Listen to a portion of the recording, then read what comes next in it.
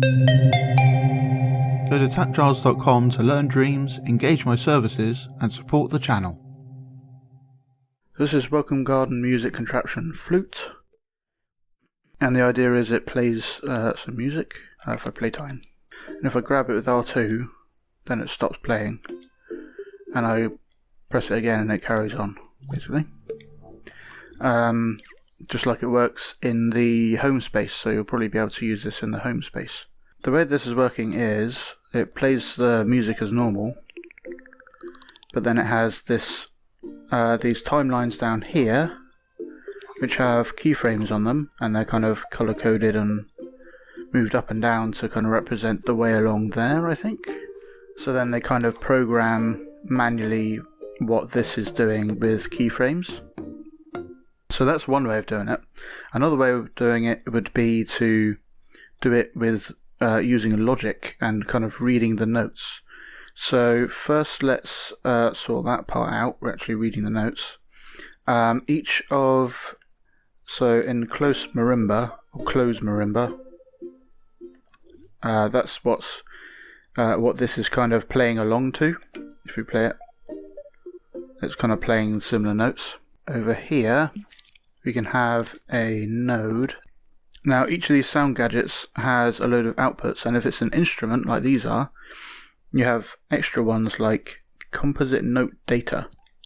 So we'll wire that one in there, and we'll do the same for the other closed marimbas. Like that. And this works fine with a loop. So this is actually one gadget, this whole thing with the extra loops, so we only have to take one of those wires out. And we'll have another one for this thing, the clarinet, because then it changes to the clarinet a bit later. And we'll do the same thing, wire the composite note data out. So let's actually have a look at what this gives us. You can see from here that they're actually fat wires with like lots of different colours going through them. So that means that we can use a splitter gadget to find out what is coming through those different values from the same wire. And this is actually a music note type fat wire. So it has these special values coming out of it. So let's try the note. This is the value of the note being played. So that's middle C, and it's saying 0. If I hold D sharp, that's 0.25, and so on, going up, and then you get to the next octave and it's a 1. So the way it works with the piano roll is C4 is 0, each octave going up is 1 higher, and going down is 1 lower. So if I put a note here and play time, you got -1. And then all of these values in between are split evenly for the 12 semitones. These are called semitones, each of these notes.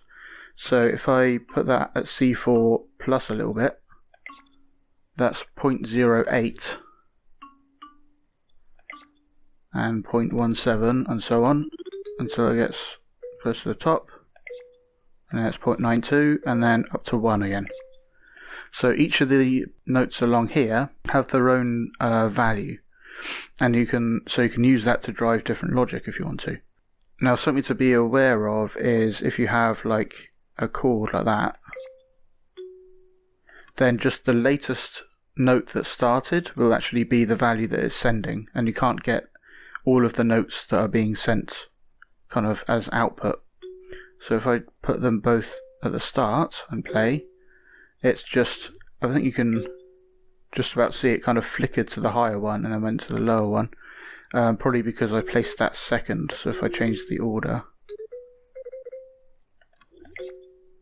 yeah, so the latest note kind of takes precedence if they happen at the same time. So we're going to wire this closed marimba into it, and you can see that we get different notes. So we're getting different values out of here. So let's put it through a timeline.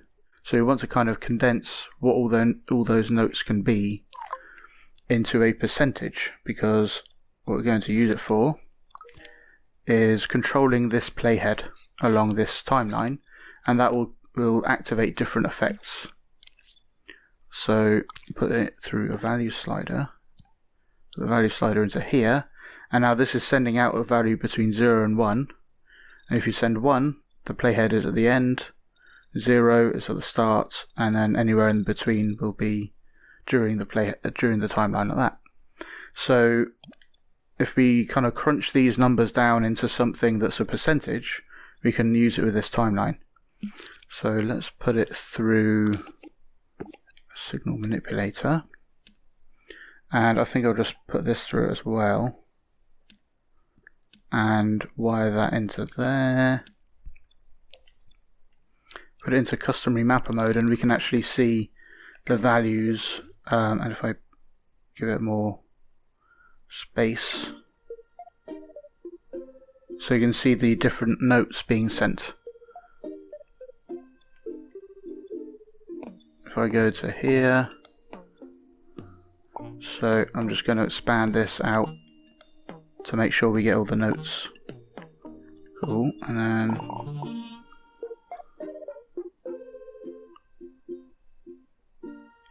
so I think that's about the highest. If we actually just speed up this playback, it should still work. Cool, so now we've got this range, and then it takes in those different note values from the different instruments and then spits out a percentage between 0 and 1, so it kind of shrinks it down into this output. So now we can plug that into here. Let's play that. So we're getting those different values. Another thing we want to do though is use the volume. The volume is, let's just put that through a slider. It's going to be 1 for each note while it's playing. It basically sends a 1 while any note is playing. So we want that to control the power of this, so none of the effects will happen while there's no notes being played. Otherwise it will go to the actual note that you're playing. So first of all, we have this sidebar. You can get that sidebar open by tweaking the timeline and turning this on, and then it reveals those buttons. And I'm going to turn this off, so this row is off, but we can look at kind of how it's programmed, and we'll copy these out to actually into this timeline to activate them at different times. So that's the first note. So if we just copy that here and expand it out, so any gadget will work in a timeline as long as the playhead, well, the playhead is over it, then it will power it, and that's about all that happens. So that just about hit, but it was a bit off. So I'm going to put this onto clock time by clicking X on there. Put that there. Okay, and copy this for the second one, and let's expand this one out as well. And then that last one will be the yellow one. Don't want any fall-offs.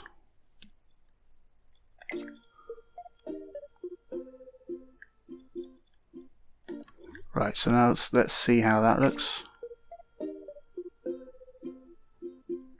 Not bad. One thing is, so in here, this one does have like a tail off like that. So what we could do is say that if the note lasts longer than this, then it starts falling off like that. So for that, let's have another timeline, and I'm just going to copy that in to refer to the length of time. Instead of that affecting the pipe, we're going to have it affect the strength of this timeline, the power of it. So instead of this controlling it, this timeline will control it. So let's do that and have it record this being on, and we'll leave it off. So normally this is off, but then this keyframe is turning it on, and we want that to start playing from the start every time a new note happens, basically. So I'm going to use another output from these things. which we haven't got yet. So I'll just copy that and go to the marimba, so that these sounds also have a note on trigger. So put that into the node and get it from here.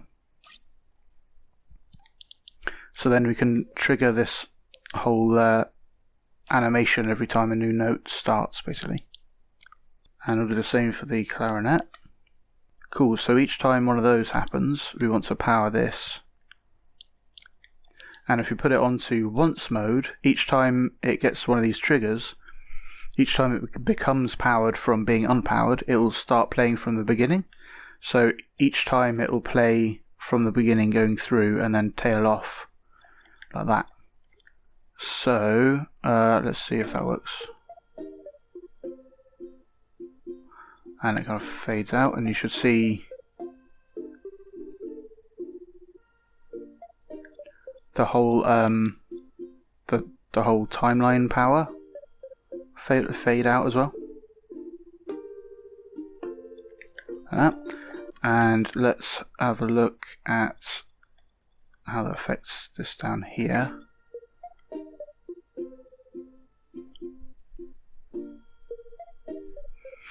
One thing we need to do though is we only want this to actually happen when a note is happening, so let's put the volume into the power of the glow pipes. So let's try again.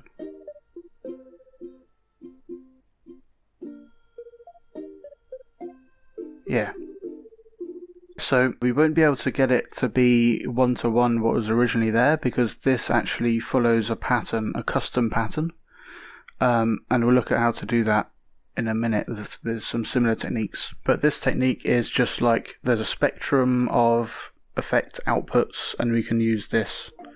But the cool thing is you can play anything in those note ranges and have this kind of look right and play along to it, which is pretty cool. And then this will all be in a chip as well. So all the actual playing stuff will be kind of hidden away, and just have these outputs so it's nice and tidy. Thanks for watching. I hope you learned something interesting. Go to patreon.com/TAPgiles to learn something new every day.